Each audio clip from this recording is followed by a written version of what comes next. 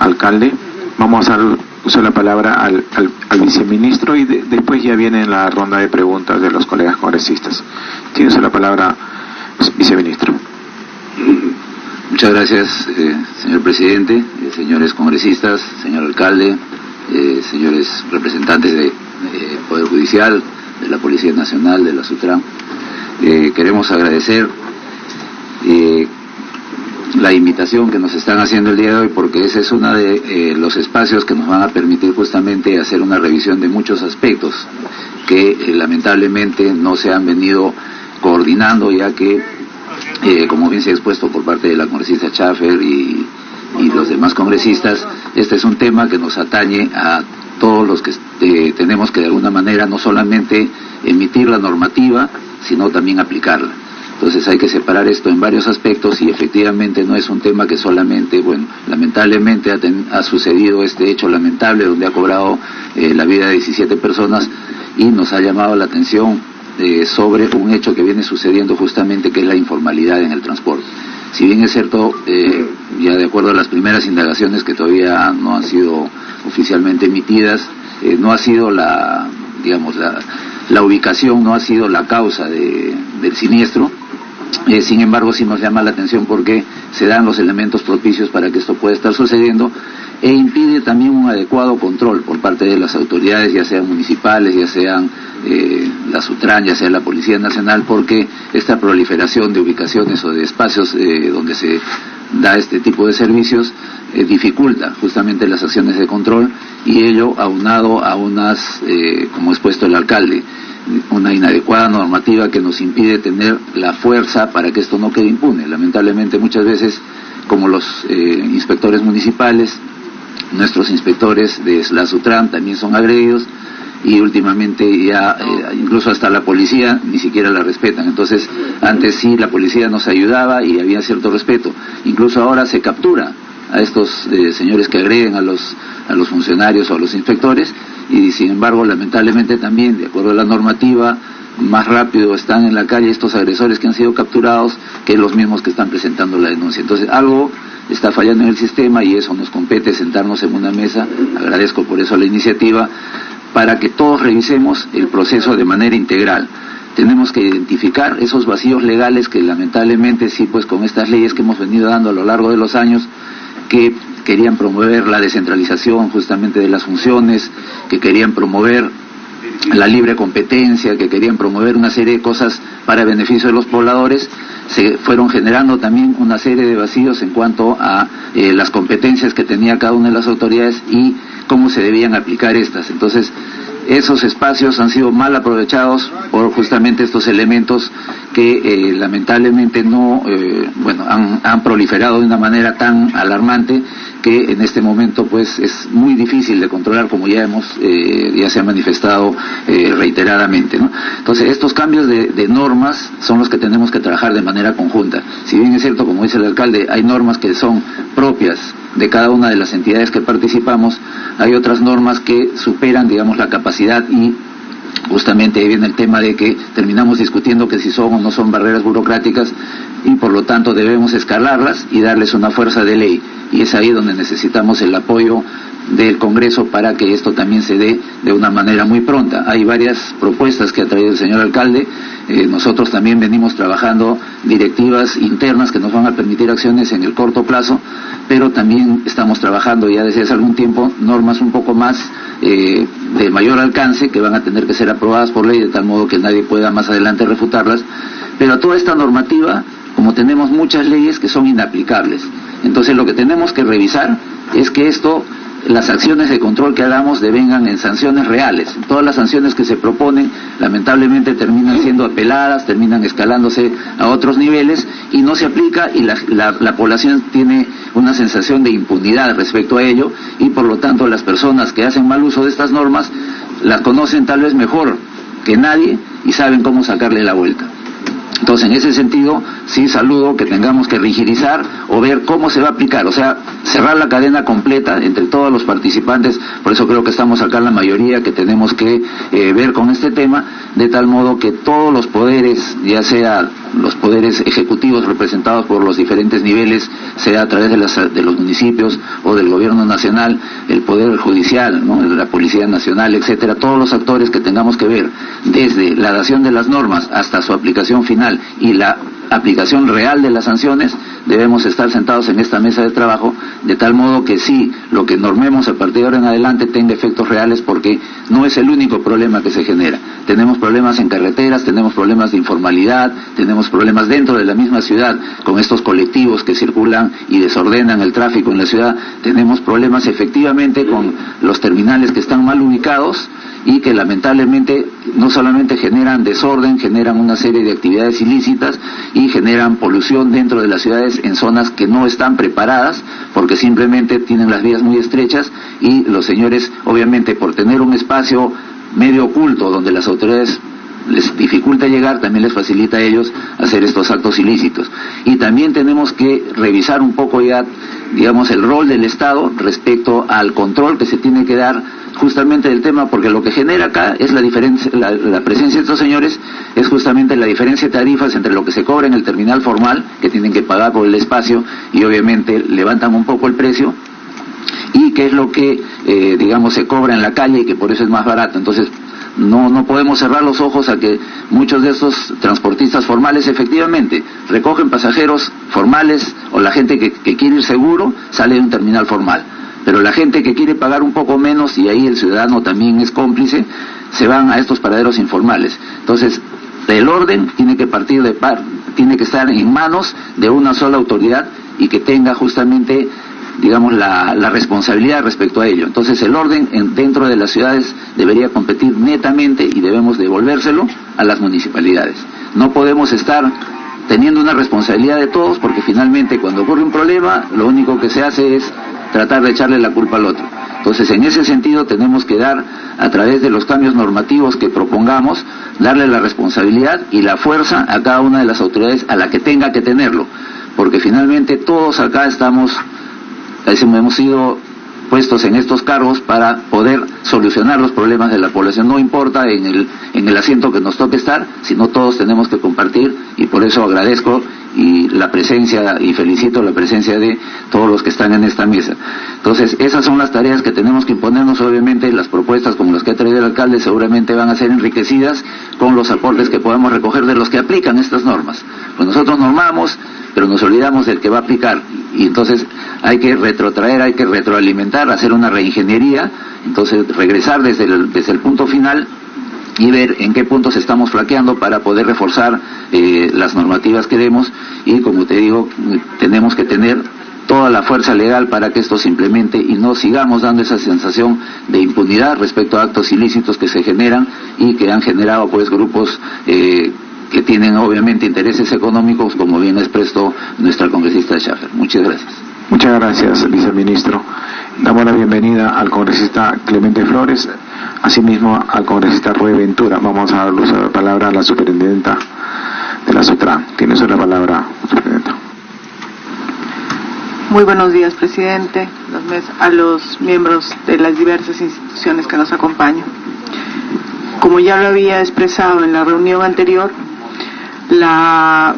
el compromiso de la entidad es seguir trabajando en la fiscalización, ahondar nuestro compromiso interno, una programación adecuada y tener presencia. Y lo que invocamos desde la reunión fue que tenemos que trabajar también con los usuarios. Los usuarios también son responsables de las decisiones que toman y del uso de los servicios. A ellos va nuestra campaña de que tienen que buscar los servicios formales, que tienen que adecuarse al cumplimiento de normas, y nuestro principal compromiso como SUTRAN es cumplimiento de normas para todos, los usuarios, los pasajeros, los transportistas, y los dueños de los terminales, centros médicos y CITVs. Todos tenemos que cumplir las normas, desde cada punto que tengamos nuestras funciones. Gracias. Muchas gracias, señora Patricia Cama, superintendente de la SUTRAN. Vamos a también a dar uso de la palabra al general PNP Jorge Lan Almonte, jefe de la Dirección de Tránsito, Transporte y Seguridad Vial de la Policía Nacional del Perú. Tiene uso de la palabra, general. Muy buenos días, señor presidente, señores congresistas, autoridades que están en la mesa. En realidad, este problema que diariamente lo vemos, no solamente lo vemos aquí en Lima.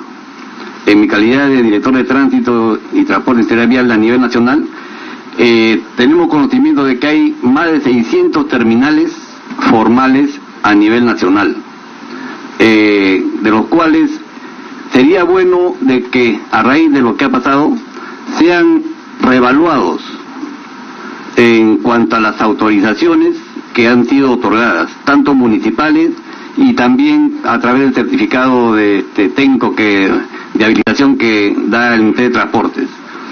Esto es necesario porque no esperemos de que realmente ocurra en algún lugar otro hecho como el que ha sucedido. Cuando realizamos los operativos, ¿qué es lo que pasa? En estos días se han clausurado con la participación de las municipalidades distritales, la de Lima, la SUTRAN, se han clausurado terminales. Pero ¿qué es lo que pasa?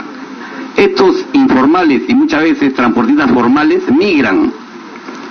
No están en esos paraderos, pero ya lo vemos por los medios de comunicación y nosotros lo vemos diariamente. Se trasladan a otros lugares y quienes también tienen de alguna manera cierta responsabilidad, como ya lo dijeron también, los usuarios. El usuario, por ahorrarse un sol, 2 soles, buscan dónde tomar un ómnibus interprovincial para viajar. Y la responsabilidad también es de ellos. Y no solamente hablamos de accidentes de tránsito. ¿Qué es lo que también pasa cuando un ómnibus interprovincial recoge pasajeros fuera de los terminales, fuera de las empresas de transporte que tienen también lugares donde embarcan y desembarcan a sus pasajeros? Recogen pasajeros a lo largo de la carretera y muchas veces estos pasajeros son delincuentes que suben al ómnibus y que en plena carretera, en plena ruta, comienzan a asaltar. O sea, no solamente lo enfoquemos desde el punto de vista accidente de tránsito, sino también de los asaltos que ocurren a raíz de que los transportistas recogen pasajeros a lo largo de la carretera, y eso lo hemos visto. Entonces, sería bueno de que se apliquen sanciones drásticas a las empresas de transporte formales e informales, porque a los informales, bueno, se les detecta, se les retira las placas y muchas veces lo que hacen es poner otras placas, ya los hemos detectado. Entonces ellos buscan la manera de evadir a la autoridad. Entonces es bueno de que se apliquen unas sanciones más drásticas. Con relación a lo que está en la agenda y se relaciona al maltrato físico y maltrato verbal que sufren las autoridades, en este caso inspectores de la Gerencia de Transporte Urbano de la Municipalidad de Lima, la SUTRAN, la misma policía. Ya el señor alcalde está proponiendo para que se hagan penas más drásticas y efectivas. Nosotros estamos trabajando de la mano con la SUTRAN y con los inspectores de tal manera de que podamos hacer prevalecer en primer lugar el principio de autoridad. Ya no estamos permitiendo de que el más mínimo falta de respeto hacia la autoridad. El día de ayer hemos tenido unas intervenciones que no tienen que ver, bueno, con el transporte, pero hemos visto cómo la misma gente muchas veces no comprende la labor que realizan sus autoridades para darle bienestar, para darle transitabilidad. Y muchas veces pues ellos se van contra la autoridad sin saber qué es lo que estamos haciendo. Es bueno de que, regresando al tema del transporte, de que sigamos trabajando como lo estamos haciendo. Estamos desde las 5 de la mañana hasta las 23 horas permanentemente en diversos lugares donde tenemos conocimiento de que estos informales, a raíz de los terminales que se han cerrado, están buscando dónde emigrar y dónde recoger pasajeros. Entonces es un llamado también a la ciudadanía para que se acerquen a las empresas de transporte formales y ahí puedan ellos embarcarse con seguridad y tranquilidad. Muchas gracias. Muchas gracias, general. Finalmente vamos a usar la palabra al señor Luis Alberto Pacheco Mandujano, integrante del Gabinete de Asesores del Poder Judicial. ¿Quién usa la palabra, señor Mandujano? Gracias, presidente. Muy buenos días, señoras y señores congresistas, viceministro, señora superintendenta, señor general. Vengo en representación del señor doctor José Luis Lecaro Cornejo, presidente del Poder Judicial, y agradeciendo también por su intermedio, presidente, la invitación que se nos ha formulado este Poder del Estado para participar de esta comisión. Debo informar a la representación nacional y a las autoridades que se encuentran presentes lo que ha acontecido el día de ayer con respecto de este caso desde las funciones de la institución que represento. Los dos choferes han sido intervenidos y en este momento han sido ellos sujetos de una investigación por los delitos de homicidio culposo y lesiones graves. Ayer se dictó el auto de prisión preventiva por el lapso de 7 meses y se ha empezado a cumplir esa disposición judicial a partir del mismo día de ayer para poder llevar a cabo las investigaciones. El juez de la investigación es el doctor Carlos Alberto Coral Ferreiros y el fiscal que tiene a su cargo esta investigación es el doctor Cristian Amado Jara.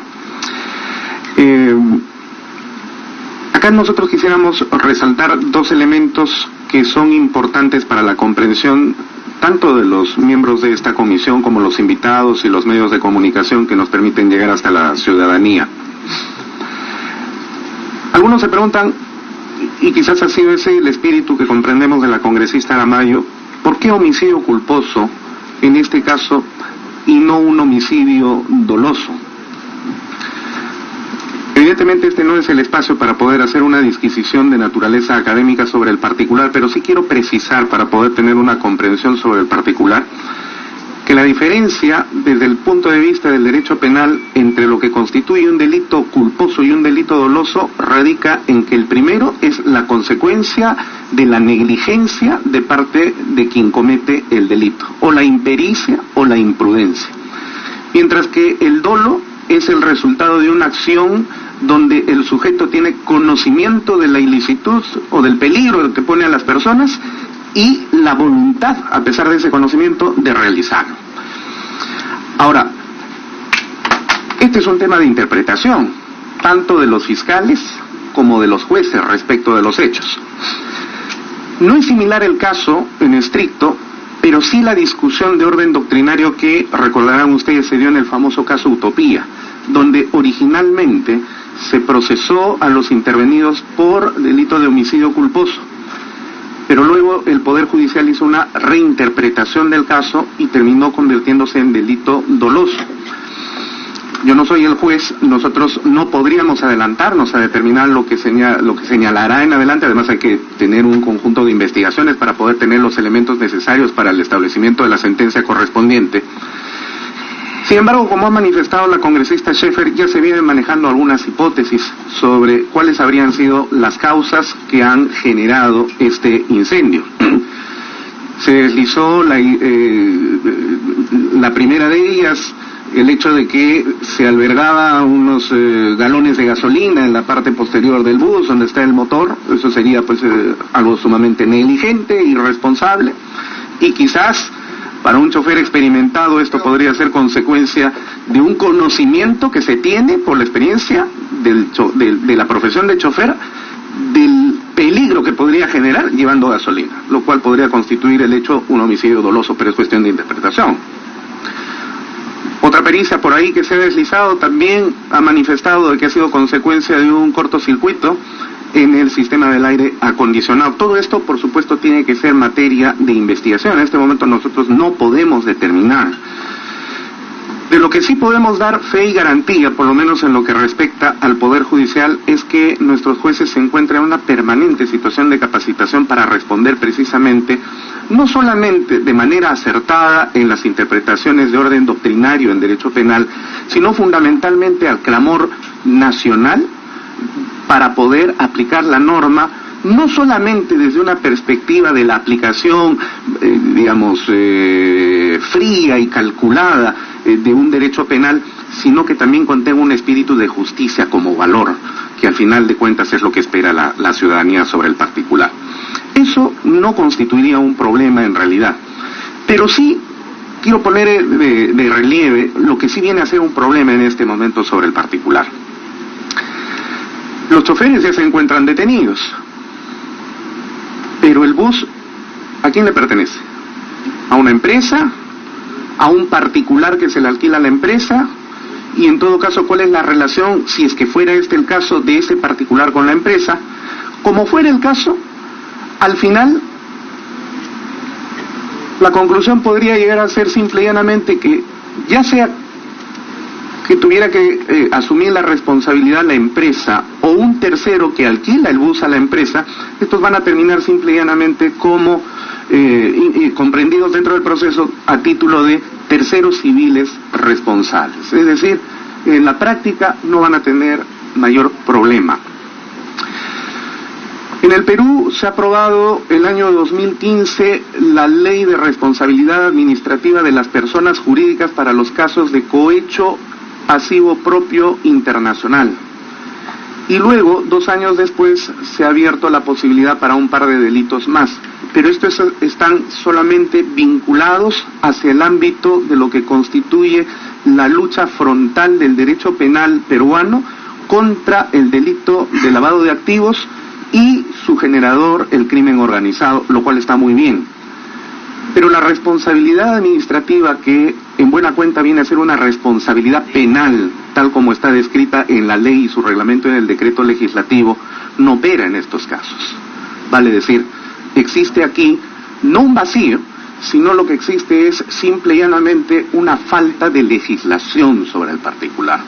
Y esto coloca al Perú en una posición bastante retrasada en cuanto respecta a otros países, no digo de Europa, no digo de Estados Unidos, sino de América Latina, que ya han incluido la responsabilidad penal de las personas jurídicas para poder sancionar de manera adecuada en casos en los que merecen ser sancionados.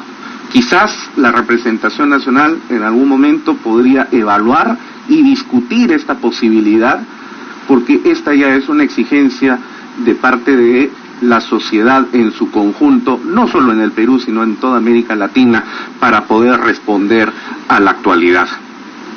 Ahora bien, y termino con esta reflexión final. El Poder Judicial es una institución que existe para recibir como último eslabón de la cadena de los procesos que acontecen en la institucionalidad del Estado de Derecho, los conflictos sociales, para resolverlos.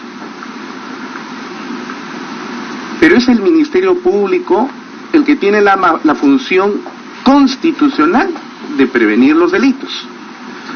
Pero no solamente el Ministerio Público, sino que el Poder Ejecutivo, en toda su dimensión y en todo su conjunto, tiene el deber constitucional de hacer cumplir la ley. Es decir, el Poder Judicial recibe los casos cuando no se cumplió la ley, ya sea por acción o por omisión de parte de la autoridad que tuvo que prever la situación del cumplimiento de la ley. Eso nos llama a considerar algo más, presidente y señores miembros de esta comisión. Compartimos nosotros la idea que plantea el señor alcalde de Lima, cuya presencia saludamos en esta comisión, de que es necesario que se modifique el tipo penal de violencia y resistencia a la autoridad para que puedan elevarse las penas. Pero tengamos en consideración lo siguiente: esta es una arista de un problema social mucho más grande. Es decir, el derecho penal no soluciona los problemas sociales. Las personas de a pie podrían considerar y creer que se eleven las penas y con eso se solucionaron los problemas. Podemos poner hasta la pena de muerte si es que queremos y llegamos a un estado dictatorial, pero eso no va a solucionar absolutamente ningún problema.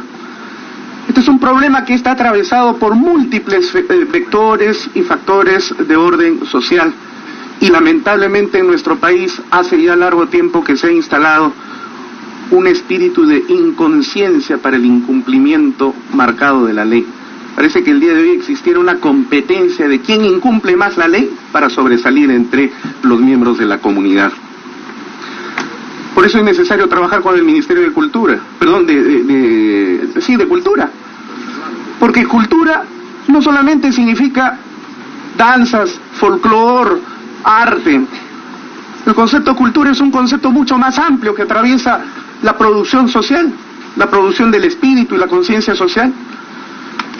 ¿Dónde están las campañas de valores que se deben implementar, pero de una forma agresiva? Así como hay programas de televisión que todos los días taladran en la conciencia de los ciudadanos, también debería taladrar una campaña de cultura. Y el tema de la informalidad es un tema de orden económico. ¿Por qué existen espacios de informalidad? Bueno, será pues porque el sistema no es justificación, pero es una realidad que hay que evaluarla.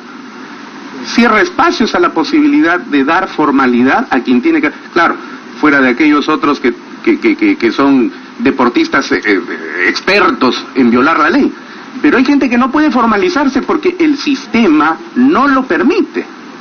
Entonces, no solamente es un asunto de elevar las penas, sino es un asunto en el que debe participar Cultura, el Ministerio de Educación, la SUNAT, el Ministerio de Economía y Finanzas, el Banco Central de Reserva.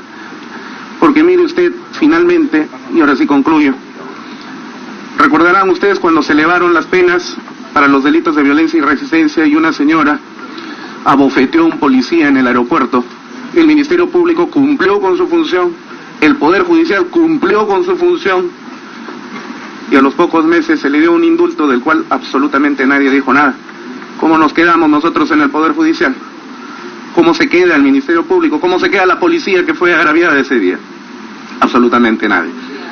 De modo tal entonces que... Exacto. Congresista.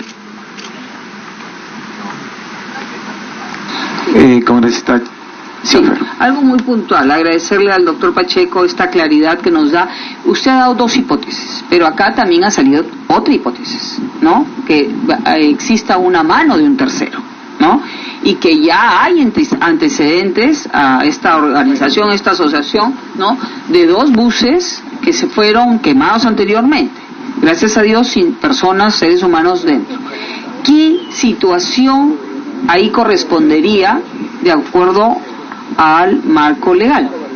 Esa hipótesis creo que ya salió hasta en la televisión, ¿no? Y creo que la ha barajado el general Lam. Gracias por la precisión, congresista. Es hasta el momento materia de investigación, una especulación que todavía no se ha podido verificar, pero como usted comprenderá, este hecho ha sucedido recién a inicios de esta semana. Ayer se ha dictado la prisión preventiva y este es un proceso que va a tomar tiempo porque para que la policía que está investigando el caso pueda presentar un producto final al Ministerio Público seguramente va a tomar unas... Pero si fuera cierto lo que se ha especulado y que usted ha traído aquí a colación a la mesa, aquí ya no solamente estamos hablando de temas de informalidad, estamos hablando de organizaciones criminales que atentan contra la sociedad. Y en esa materia el derecho penal está bastante bien reforzado, gracias a Dios. Pero hoy necesitamos la colaboración de una policía pues efectiva, que felizmente también la tenemos, y confiamos en que el Ministerio Público va a poder cumplir sus labores y tengan ustedes la plena seguridad de que el Poder Judicial va a ser contundente con sus resultados. Gracias, presidente. Muchas gracias, señor Pacheco. Antes de pasar a la ronda de preguntas, vamos a aprobar el acta. De uso de la palabra, ¿podemos aprobar el acta, por favor? A mano alzada. Aprobado por unanimidad el acta. Y asimismo, vamos a... antes de pasar también a la ronda de preguntas, invitarlos a ir al terminal Marco Polo y después a la Pampa, en el óvalo de Naranjal, dice, donde hasta ahora se siguen expendiendo en la calle la venta de los boletos, nos están informando. Entonces es importante que nos apersonemos y invitamos a todos, ¿no? Entonces ahora vamos a darle uso de la palabra a la congresista Aramayo, pero sin antes creo que quería hacer uso de la palabra General Lang, tiene uso de la palabra. Sí, gracias. Mire, dentro de la clasificación de los accidentes de tránsito está el incendio también, que debería de investigarlo la Unidad de Investigación de Accidentes de Tránsito de la Policía Nacional, que es la que yo tengo a mi cargo. Pero también hay una unidad que es especializada cuando ocurren siniestros, y justamente lo que usted dice, señora congresista, para determinar con mayor exactitud qué puede haber pasado o cuáles son las causas exactas para poder determinar si ha sido a causa de una falla mecánica o ha habido algo, una mano, como se dice, una mano negra. Entonces, el comando ha dispuesto de que justamente esa unidad se haga cargo de esa investigación y téngalo por seguro de que en los peritajes que está realizando la policía saldrá a la luz exactamente qué es lo que ha pasado o qué es lo que ha ocasionado el accidente. Así es, o sea, es una unidad, como le digo, especializada que realiza este tipo de peritajes en caso de siniestros, en este caso de un incendio. Muchas gracias, general. Damos la palabra a la congresista Aramayo para que efectúe su...